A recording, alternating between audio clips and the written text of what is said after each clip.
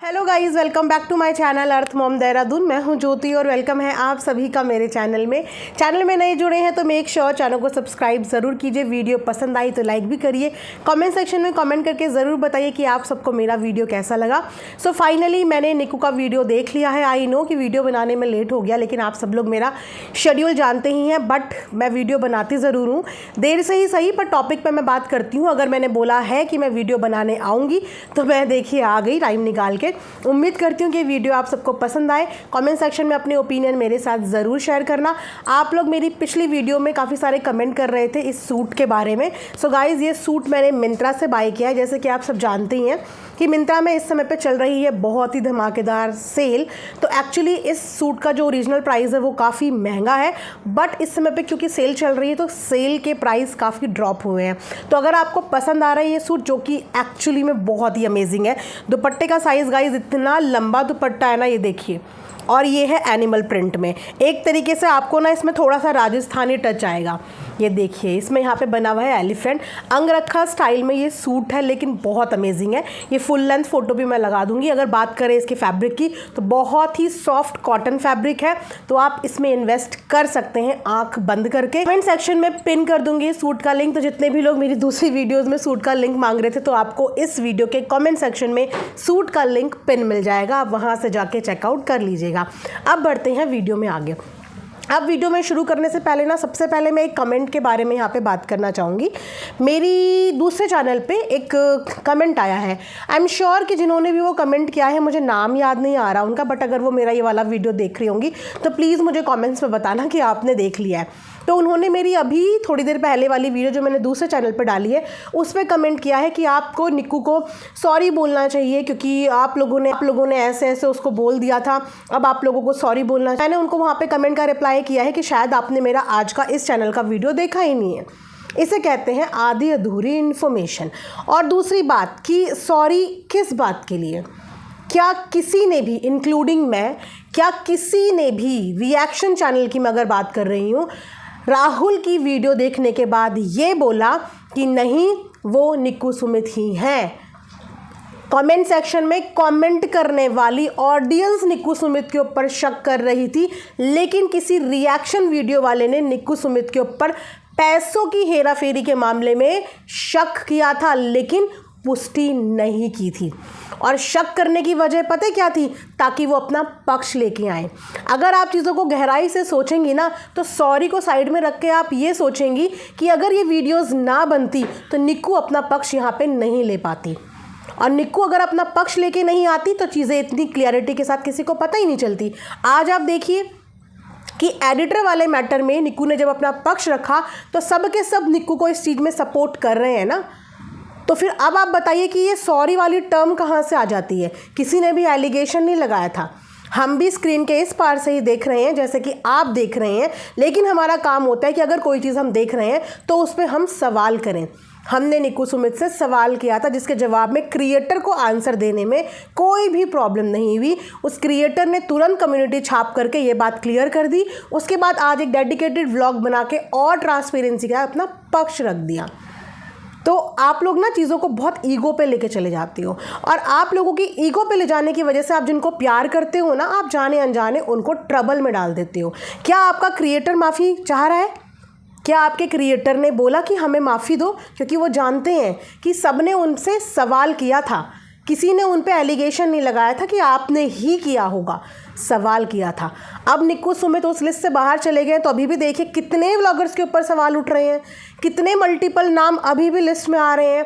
जैसे जैसे सब अपना बताते जाएंगे वैसे वैसे सब साइड में होते चले जाएंगे, और जो लोग आंसर नहीं करेंगे वो हमेशा संदेह के निशाने पे रहेंगे, राइट? तो थोड़ा सा डीपली चीज़ों को सोचा करो, इतना ज़्यादा चीज़ें ईगो पे मत ले जाया करो, क्योंकि जाने अनजाने आप अपने पसंदीदा क्रिएटर का ही इस तरीके से नुकसान कर बैठते हैं। ठीक है, आई होप कि मेरा मैसेज आपको पॉजिटिवली समझ में आया हो। अब बढ़ते हैं हम लोग निक्कू के व्लॉग पे रिएक्शन देने के लिए। सो निक्कू ने आज अपना पक्ष रखा, और निक्कू के पक्ष को सुनने के बाद इस चीज़ से बहुत अच्छे से क्लैरिटी मिल गई कि निक्कू का उस पैसों की हेरा फेरी में कोई भी लेना देना नहीं है। निक्कू के लिए राहुल एक एम्प्लॉय था, जैसे कि हर किसी के ऑर्गेनाइजेशन में एक एम्प्लॉय होता है, उसके लिए वो एक एम्प्लॉय था। वो अलग बात है कि हर एक इंसान का अपना नेचर होता है कि वो अपने अंडर काम करने वालों से कोई लोग बहुत प्यार कर लेते हैं, कोई लोग उन्हें फैमिली की तरह ट्रीट करने लगते हैं। और अक्सर ये चीज़ नोटिस करना, जो ज़्यादा प्यार करता है उसको धोखा भी वैसे ही मिलता है। आई एम श्योर कि आप सब लोगों ने अपने अपने घरों में ये एक्सपीरियंस किया होगा। ज़्यादा कुछ नहीं किया होगा तो ये एक्सपीरियंस आप सब ने अपनी मेड के साथ ज़रूर किया होगा कि हम उनको बहुत प्यार करते हैं, उनकी हर चीज़ का ध्यान रखते हैं, छोटी छोटी चीज़ों पे समझते हैं, लेकिन जब ध्यान हमारा रखने का आता है तो वो लोग सिर्फ इस चीज़ को पैसों से तोलते हैं। सेंटिमेंट्स, इमोशंस, इस चीज़ को वो कभी भी नहीं तोलते। ऐसा कितने लोगों के साथ हुआ है, प्लीज़ मुझे कमेंट सेक्शन में अपना अपना एक्सपीरियंस ज़रूर शेयर करना। तो कुछ लोग अपने आप को सिर्फ एम्प्लॉय ही समझते हैं, वो कभी उस परिवार को अपना समझ ही नहीं पाते। लेकिन चाहे निक्कू के एडिटर की बात करें, चाहे कल को कामनी के एडिटर की बात करें, दोनों ने अपने एडिटर को बहुत प्यार, बहुत मान, बहुत सम्मान दिया। अपने घर के फैमिली मेम्बर की तरह दोनों अपने अपने एडिटर्स को रखती हैं। लेकिन पिछले दिनों उन्होंने क्या किया, उनका किसी के साथ क्या इन्वॉल्वमेंट है, उस चीज़ में देखो कोई भी बंदा इन्वॉल्व होना नहीं चाहता। वही सारी चीज़ें यहाँ पे निक्कू ने भी बताई कि उसका पिछली जगह किससे क्या था। एक इंसान सिर्फ एक बार बात कर सकता है, एक बार रिक्वेस्ट कर सकता है, लेकिन लड़ने नहीं जा सकता, क्योंकि एग्जैक्ट चीज़ें दोनों के बीच में क्या हुई हैं, क्या नहीं हुई हैं, ये उस इंसान को नहीं पता। तो उसने काम करने के लिए यहाँ पे रखा था कि मेरा काम इजी होगा, मेरी टेंशन थोड़ा कम होगी, इसीलिए नहीं रखा था कि उसको टेंशन बढ़ जाए। अपना हाथ बटाने के लिए रखा था, अपने ऊपर टेंशन मोल लेने के लिए नहीं रखा था। लेकिन अब सीन देखिए कि उसके ऊपर टेंशन तो आ गई ना, और टेंशन कितनी बुरी तरीके से आई। सबसे पहली बात कि निक्कू ने सैलरी वाला जो सीन है वो बिल्कुल क्लियर कर दिया कि इससे पहले भी उसने डेट से पहले उसको सैलरी दे दी थी, और इस बार तो उसने महीने की एडवांस सैलरी ले ली, ये बोल के कि मेरे पापा की तबीयत ठीक नहीं है। एक सही ओनर अपने एम्प्लॉय की दुख सुख को समझता है, और ऐसा आप में से भी बहुत लोगों ने कई बार किया होगा कि जब आपसे मांगे जाते हैं पैसे कि दीदी एडवांस दे दीजिए, घर में दिक्कत है, तो आप में से बहुत लोगों ने एडवांस पेमेंट किया होगा। और कई बार आप लोगों का वो एक्सपीरियंस अच्छा रहता है, सामने वाला इस जेस्चर को मानता है, और कभी कभी हमारा ये एडवांस देने वाला चीज़ ना हम पे भारी पड़ जाती है कि हम एडवांस भी दे देते हैं और सामने वाला बंदा हमारे हाथ से भी निकल जाता है। ऐसे होते हैं, अलग अलग तरीके के अलग अलग एक्सपीरियंसेस होते हैं। क्योंकि ये जो एडिटर हैं, अगर आप इनकी एज देखोगे तो ये ज़्यादा उम्र के बच्चे नहीं हैं, 17, 18, 19 साल के ये बच्चे हैं। ये कहाँ से आते हैं, कैसे आते हैं, किसके थ्रू ये लोग आते हैं, कोई एजेंसी के थ्रू ये बच्चे आते हैं, या कैसे अप्रोच से ये बच्चे आते हैं। लेकिन अगर आप देखोगे कि सब 17, 18, 19, 16, 17, 18, 19 साल के बच्चे हैं ये, है ना, जो कि काम करने आ रहे हैं, और काम करके बीच में छोड़ के वो चला गया। अब यहाँ पे देखिए कि निक्कू सुमित की टेंशन कितनी बढ़ गई होगी। सबसे पहली बात कि वो उनके घर में काम कर रहा था, उनके घर में काम करते करते वो एक दिन गायब हो जाता है, चला जाता है। और वो लोग कॉल करते हैं, वो बंदा फ़ोन नहीं उठा रहा, क्योंकि वो उनकी ज़िम्मेदारी पे यहाँ पे आया है। तो एक इंसान को कितनी टेंशन होती है कि जब तक कोई बच्चा अगर उनके पास काम कर रहा है सही सलामत अपने घर पे ना पहुंच जाए, तब तक तो कटघरे में और निशाने में वही लोग रहते हैं जिनके यहाँ पे वो करंटली काम कर रहा होता है। वो बिना बताए वहाँ से निकल गया, कल को भगवान ना करे उसके साथ कुछ भी थोड़ा बहुत ऊंच नीच हो गई, तो सबसे पहले जो क्वेश्चन किया जाएगा वो सुमित और निक्कू से किया जाएगा, क्योंकि उनके घर में काम करते करते वो लड़का वहाँ से गया। तो वो ऑलरेडी इस चीज़ को लेके परेशान होंगे। और निक्कू ने बताया कि मैंने तब से 30 से 40 बार कॉल कर दिया, 30 से 40 बार मैसेज कर दिया, लेकिन उसने मेरा फ़ोन रिसीव नहीं किया, मेरा फ़ोन रिसीव नहीं किया। और उसके बाद कल उसने एक कम्युनिटी छापी थी कि मुझे अनावश्यक कॉल ना करें। वो कॉल शायद ये बोलने के लिए कर रही होगी कि घर पहुंच जाएगा तो हमें बता देना, सही सलामत अपनी जगह पे पहुंच जाएगा तो मुझे बता देना, क्योंकि उसने मोर्चा लड़ाई का शुरू कर दिया है। और साथ में ये भी बोलते हुए जा रहा है ऐसे बड़े यूट्यूबर मेरे पीछे हैं, मेरे को कुछ भी हो सकता है। तो हर एक इंसान को अपना डर होता है कि भाई हमारा तो ना पैसे से लेना ना देना, ये लड़ाई किसी और से कर रहा है, झगड़ा इसका किसी और से चल रहा है, और उसके बाद फंस तो हम जाएंगे, प्रॉब्लम तो हमें फेस करनी पड़ जाएगी। तो ये एडिटर रखने वाला जो काम होता है ना, जो घरों में एडिटर रख लेते हैं, आई थिंक ये भी बहुत रिस्की काम है। बहुत ज़्यादा रिस्की है। या तो आप लोग किसी को भी रखते समय ना पूरा का पूरा अग्रीमेंट ज़रूर बना लिया करो, पूरा का पूरा अग्रीमेंट, पूरा का पूरा पुलिस वेरिफिकेशन, हर चीज़ बना के ही अपने घर के अंदर किसी को रखो। प्लस प्रोफेशनलिज्म हमेशा मेंटेन रखो।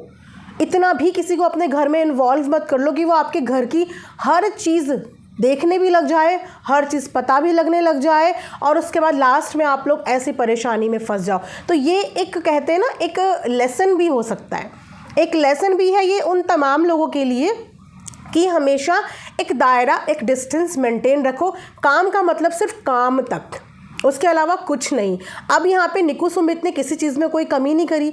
निक्कू की वीडियो के हिसाब से वो किस हालत में आया था, यस, ये चीज़ें जब आप उनकी एक पुरानी क्लिप देखेंगे ना तो उस समय उसकी क्या हालत थी और निक्कू सुमित के घर आने के बाद क्या हालत हुई है, दोनों लड़कों की ड्रास्टिकली चेंज आपको देखने को मिलेगा। यहाँ से ये पता चल रहा है कि उस घर में उन बच्चों को प्रॉपर प्यार और उनको प्रॉपर केयर मिल रही थी, तभी एक बच्चे का शक्ल जो है वो ग्लो करती है, तभी वो बच्चा अच्छा दिखता है, राइट। अब निक्कू बोल रही कि जो हम खाते वही हम उसको खिलाते, पहनने के लिए हम अच्छा कपड़ा देते, तबीयत वगैरह ख़राब हो तो हम उस चीज़ का भी ध्यान रखते, पैसों की ज़रूरत पड़ी, पापा की तबीयत ख़राब थी, एडवांस पेमेंट भी किया, जहाँ पे पैसे फंसे हुए थे उनसे इसके लिए एक दो बार बात भी करी, वरना कोई किसी के पचड़े में पड़ने के लिए अपने घर में किसी को नहीं रखता कि मैं तुम्हारे पुराने भी मैटर सुलझाऊँ। कोई किसी से क्यों दुश्मनी लेगा, क्योंकि ये एडिटर परमानेंट तो है नहीं, आज यहाँ है कल कहीं और है, परसों किसी और के घर है। परमानेंट ठिया ठिकाना तो नहीं होता ना कि ये कोई परमानेंट जॉब है ना। तो उसने अपनी तरफ से सारा 100% दिया और लास्ट में वो बिना बताए जो चला गया उससे निक्कू हर्ट थी, क्योंकि शायद निक्कू और कामनी दोनों ने पहली बार एडिटर रखे हैं और पहली बार एडिटर रख के वो लोग एडिटर के साथ इतना रंगमंग गए हैं, इतना कंफर्टेबल हो गए हैं कि उन्होंने प्यार देने में दोनों ने कोई कमी नहीं करी। तो यस, इंसान को हर्ट होता है, जहाँ पे वो इतना प्यार और अपना इन्वेस्ट करता है ना इमोशंस, तो वहाँ पे उसको हर्ट होता है।